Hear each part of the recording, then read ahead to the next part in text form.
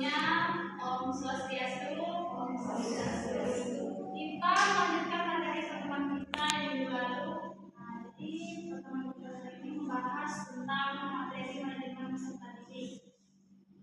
Nah, apakah di materi minggu lalu ada yang dipertanyakan lagi?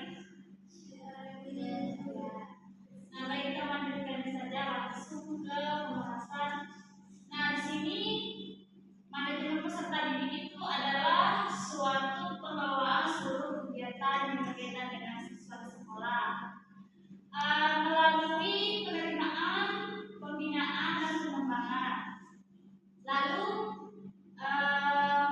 di sini juga di dalam manajemen peserta didik agar proses pembelajaran berlangsung efektif dan tujuan pendidikan tercapai. Nah, manajemen peserta didik yaitu cara kita mengelola peserta itu agar di dalam suatu pembelajaran mereka bisa memahami. Nah, memahami seperti tata cara di dalam ruangan, lalu menyiapkan alat tulis agar di suatu pembelajaran itu berjalan dengan efektif sesuai dengan aturan yang telah diterapkan di sekolah tersebut. Lalu perencanaan peserta didik. Nah, di sini kita perlu juga menentukan jumlah dan kriteria serta kebutuhan siswa yang akan diterima di sekolah tersebut. Nah, kita tidak bisa menerima mahasiswa tersebut jika di dalam kondisi yang bisa dikatakan fisiknya tidak sesuai di sekolah umum. Nah, contohnya anak yang berkebutuhan khusus, kita tidak bisa menerima anak berkebutuhan khusus tersebut di sekolah umum karena anak didik tersebut tidak akan bisa menyesuaikan dirinya di dalam suatu pembelajaran peserta di sekolah umum. Lalu di sini juga kita harus mengetahui dan mencari tahu kebutuhan siswa. Contohnya, mahasiswa itu biasanya di dalam ruangan itu kan diam. Dia dalam artiannya mungkin dikendalakan oleh apakah pembelajaran yang kita sampaikan tersebut tidak efektif dan tidak menyenangkan bagi mereka. Jadi kita harus mencari suatu alternatif yang mungkin membuat peserta tersebut senang atau gemar mengikuti pembelajaran yang kita sampaikan. Lalu kapasitas sekolah juga harus memantau sebagaimana di suatu ruangan tersebut apakah sudah sesuai dengan kebutuhan murid atau tidak. Contohnya seperti di sekolah itu kan harus menyediakan penghapus video yang memadai serta bangku yang nyaman untuk peserta didik belajar. Di sini juga penerimaan peserta didik itu harus dilaksanakan dengan seleksi. Contohnya seleksi berkas. Nah, kita harus mengetahui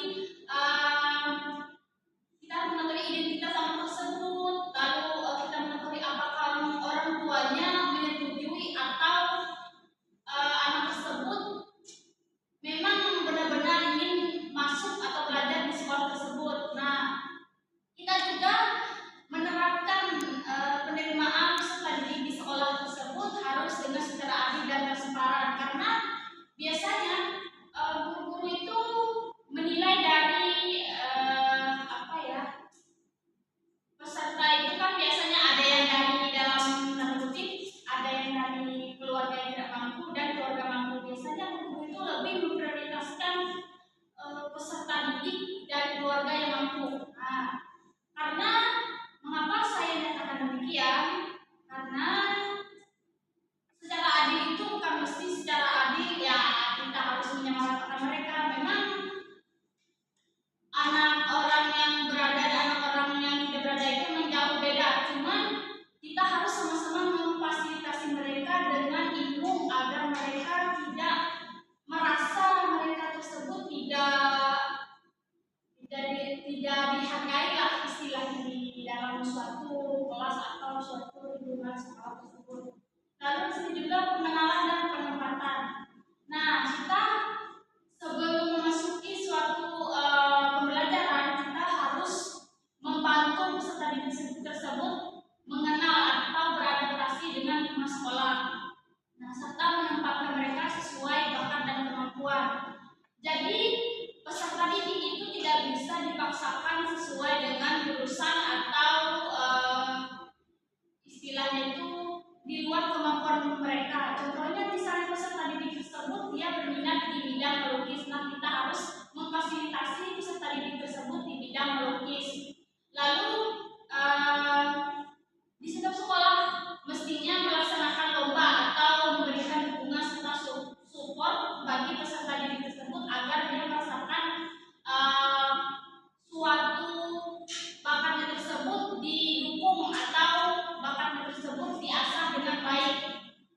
Lalu di sini juga pembinaan dan pengembangan itu sangat penting karena di dalam suatu kegiatan akademik dan ekstrakurikuler itu membantu mengembangkan suatu sifat karakter agar mahasiswa tersebut bisa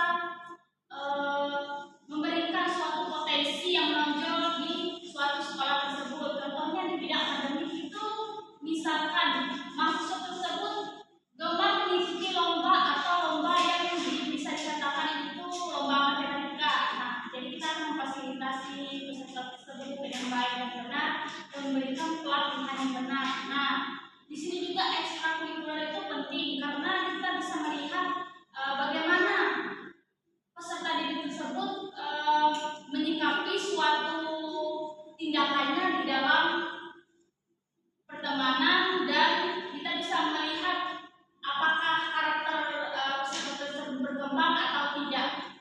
Lalu pencatatan serta administrasi itu penting karena di suatu kehadiran dan perkembangan selama belajar itu penting karena di suatu proses pendidikan tersebut biasanya kita bisa lupa dengan pencatatan kehadiran prestasi. Nah, karena kan di setiap pembagian rapor di situ kita bisa melihat dan orang tuanya bisa melihat sampai mana pengembangan anaknya tersebut, apakah ada lebih pengembangan itu lebih ke hal yang akademik atau ke hal yang bakat.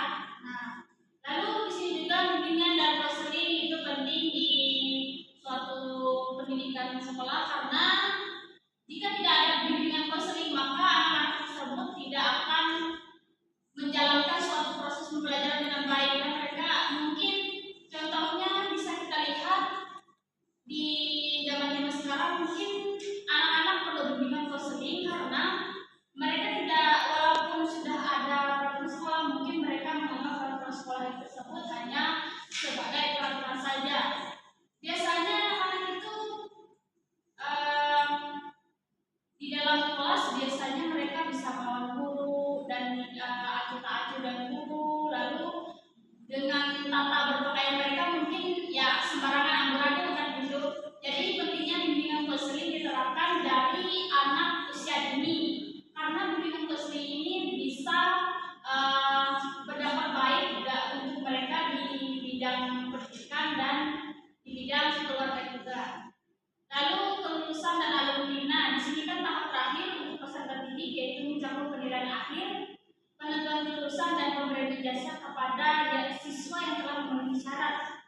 Nah, di sini juga kita tidak serta-merta memberikan kelulusan atau menentukan suatu penilaian akhir. Nah, di sini peserta didik harus melalui tahap-tahap agar suatu proses kelulusan mereka berjalan dengan baik. Nah, contohnya di penilaian itu kita harus melihat apakah nilai yang dicapai oleh murid tersebut sudah mencapai dengan KKM atau tidak.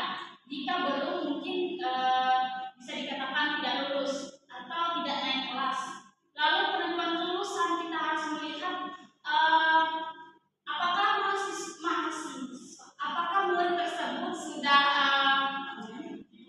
menjalankan suatu akademik yaitu dengan baik dan benar, apakah dia banyak bolos atau banyak melakukan ulah yang onar kan sekolah. Lalu pemberian ijazah juga itu harus didampingi dengan orang tua. Nah, biasanya kan orang tua itu sibuk, biasanya disuruh sendiri oleh murid tersebut mengambil ijazah sendiri. Seharusnya